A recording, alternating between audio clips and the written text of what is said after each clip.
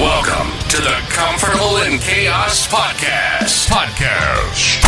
Strangle your demons and let's go. Y'all need Jesus!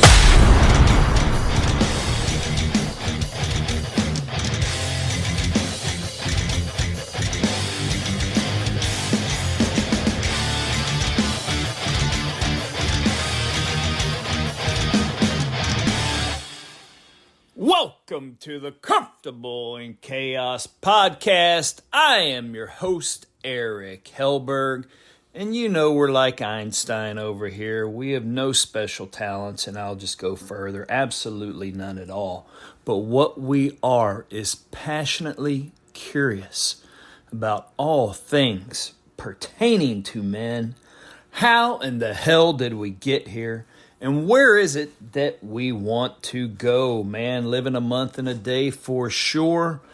But let's jump right in the respect that we're going to tie this series. It was a 3-part series down today in a Search for Meaning Part 3. A Search for Meaning Part 3. And in previous episodes, as our influence has been growing, you've heard me give a shout out to countries that are supporting us, listenership in other countries. And so I wanted to add one that, I wasn't expecting, but it's here. The Kingdom of Saudi Arabia. The Comfortable in Chaos Podcast now has listeners in Saudi Arabia. And I'm wondering why, how? Well, we do talk about some different things. We've talked about some religious issues. We've talked about some geopolitical issues. So I guess it makes sense. So very cool, guys. Thank y'all so much in Saudi Arabia. I hope our listenership grows over there. Moreover, we know it is a male-dominated culture over there. And I'll tell you this. If you ever want to talk about it more in depth, invite me over. I'll come. I'll come at my own expense. And if you need to reach me, I always can be reached at get, meaning G-E-T, the underscore symbol, the word recovery at msn.com, and we can get in touch. Moreover, if you go to any of my episodes, it accesses our website directly at the bottom of those episodes. And you go right into WordPress, peck me out a message, and give me your contact information, and we will get in touch. If you've got a viable and/or burgeoning men's group, sales floor, come on, guys. We can sell waffles to a fit man in the heat around here. And you're like, waffles to a fit man in the heat? Yeah, that's exactly the opposite paradigm than you were expecting. Why are we going to say, I don't know, ice to Eskimos? Because that's the normal way. And the normal way of the world has left us screwed. All of us screwed. The only way that you are not is if you're living in dismay. And if you're living in dismay and following what everyone else does, in your heart of hearts, and yes, I just beat my chest, you know that there is something wrong. You're just so buried beneath the trappings of this world that you tried to show that you haven't even come out to see what you can show. It's very true, and how do I know?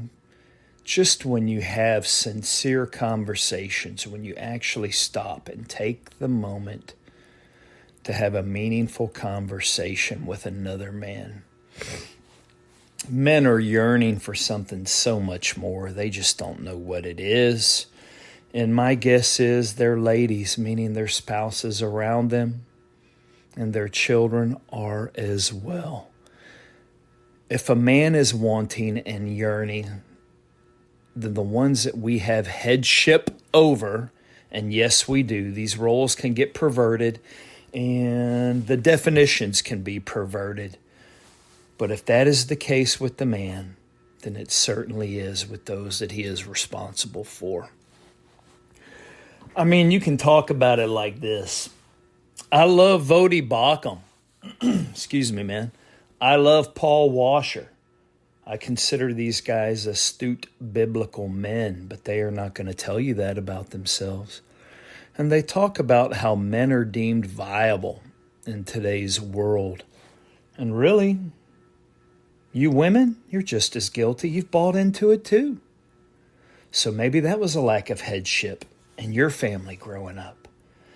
Lack of discipleship for men, lack of headship in the family of origin for the girls. How do we judge a man today? By the ball field, the billfold, and the bedroom. If you're focused on athletic prowess, money prowess or accrual, or sexual prowess, you're going to be left so lacking and disenchanted. You may just find yourself going crazy because that's not where it's at. And we're going to break down each of those things as we go down this road. But it is applicable today because our topic is a search for meaning. And for a man, you damn sure will never find it on the ball field. Oh, but team sports, they build character. Well, hell, I chased our daughter all around the country playing volleyball. She went up to play college volleyball in Oklahoma, hurt her knee. Now she's back in the real world about to start a new school for a very specific program. I'm all about baseball with my son. It's time we enjoy immensely. I didn't have a dad. I didn't play sports. It's something we do. But is that the et-all be-all?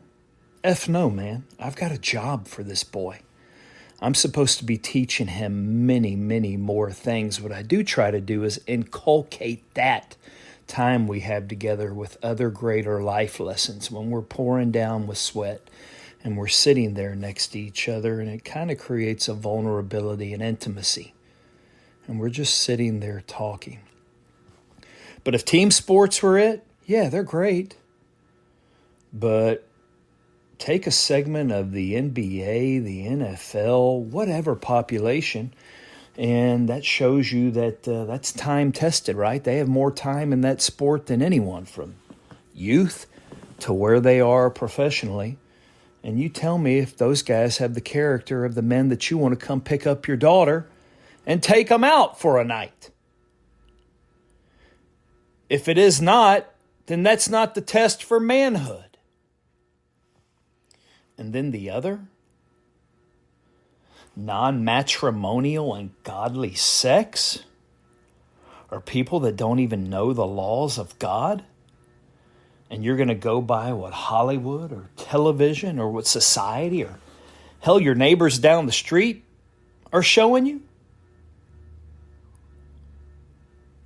Sexual prowess has absolutely nothing to do with the ultimate match, which is matrimony and fulfillment for both the men and women in marriage. That comes down to essence of the soul and commitment. It's all false. We'll break it all down the road. But it all goes into a search for meaning. Let's pick up where we left in episode 2. It's about to get out of the Army. And I was finally embracing, now that I know the end goal was in sight. Be all that you can be. That was not my jam. I was simply a man in the military, not a military man. I decided that before I went in, had several things thrown at me to change my perspective and or mind, but I held fast to that. That was that independence. That was my own self.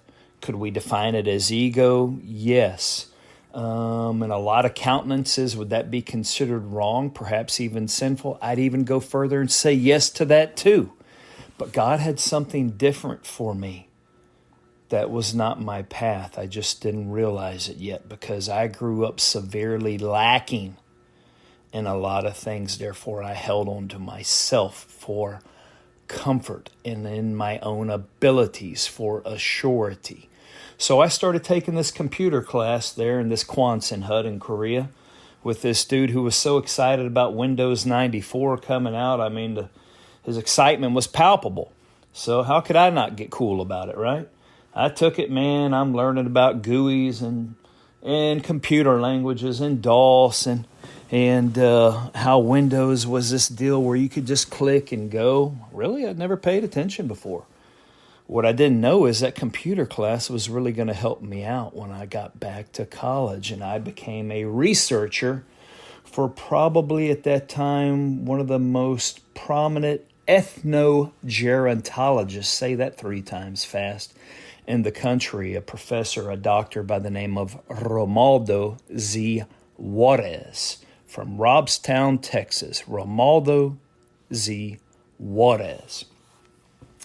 And so I did that class, and I started applying for colleges. But since I had volunteered in an emergency room and saw the largesse of an acute care facility, that being a hospital and the hustle and bustle, I'd be taking patients for tests and helping in the ER, and on the weekends and on the evenings, it's very sparse in there. So I had the run of the place, right? Checking it all out. I'm like, maybe this is what I'll do. I'm going to get out of the Army and I'm going to run one of these hospitals, man, because I was a go-getter. I wanted to be more, and I wanted to do some type of business. I wanted some action. I wanted some juice. So I started looking into schools that had a healthcare administration program, and lo and behold, San Marcos, at that time Southwest Texas State, had one. So in those days, you weren't doing it online. I found them in a huge collegiate catalog, and I made a packet, requested information from previous schools where I had languished, and put that together, mailed it. And of course, they mailed it back and said, hey man, we'd love to have you in the healthcare administration program. So I was all set. I knew where I was going. So I leave the military. I came back home, saw my grandparents briefly, and I knew that semester I got out, I think the day after Thanksgiving Day of 95, by the time I had made it home. And I was supposed to start school beginning of January of 1996. So I had a lot of movement that needed to occur still. So got over to San Marcos, procured housing, got everything set up, met with VA people. I was all set. And now I was going to begin real life. I was motivated. I realized all the things I had taken for granted. I had bent my knee to authority, albeit unwillingly, and I was willing to go forward now and totally respect what I perceived to be a just authority, but still controlling my own destiny. But we never really control our own destinies. We think we do. As you grow, you'll realize how helpless you really are in this world unless you're living a ruse and you're living solely for yourself. God is in control, and He will design things for you. And you know what? Come January 9th of 1996, He had designed something for me. A month and a half after coming home from overseas and transfer orientation, I met a young lady. Here I came busting into this orientation classroom. I had a girl on each side of me. Not that I had anything to do with these girls. I just happened to be talking to them as I was coming through the parking lot and opened the door for them. But when the door sprang open, it was like light illuminated this young lady in very vibrant Western garb, sitting on the front row. I was captivated by her beauty. I was captivated by her dress. At the same time, being an anti-hierarchical person, I was like, what a dang brown noser sitting at the front of the class. She's certainly trying to get the professor's attention, and I'm going to the back of the class. I've already been around the world. I've already been through enough stuff. I'm a little bit older, and I know what's up. I don't need to be sitting up there to gain any favor. But I was awestruck by this lady. So I went back there, and somehow in the course of that orientation, I think we were called into our specific majors. ours being healthcare administration, so we segued down into a different classroom, and I found a way to strike up a conversation with this young lady, although I think she began it with me. And it wasn't that long before we had agreed to spend some time together. However, she simply said that she would meet me for lunch because she was a highly traditional and respectable young lady. She was not going to allow me to pick her up. She was going to meet me there. That way she could control that environment. Very, very savvy, very, very smart. I would learn over the years where all that came from. And so we did. We met for that first lunch, and I got there first. I figured she had to travel a very long distance to get to me. Had no idea she was actually residing in the apartment complex directly behind the restaurant. So she made it very easy on herself. I got there first in nervous anticipation, not really sure what to do, partly wanting to act cool, partly a little bit drunk, not literally, but drunk with my newfound freedom after separating from the Army. And I'm sitting at the bar holding a bourbon in each hand when, lo and behold, she comes walking in. And I'm sure she thought, oh my God, what a dang idiot. What kind of guy is this going to be? Well, for the first time in my life, we sat there for approximately 3.5 hours. Maybe it was the bourbon. Maybe it was God pushing me. Maybe God was introducing me to someone in my life that could perhaps provide me everything that I had always missed and longed for, but certainly did not have the key myself to open. And that, my friends, is what I considered the ending point of my old life and the beginning point of a movement towards the Lord, a movement towards a lady, and a movement towards my authentic self for the very first time in my life.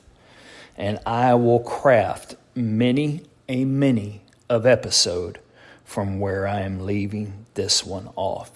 You hold on to that, because now on the Comfortable with Chaos podcast and Eric Hellberg, you know now where my actual and real life began.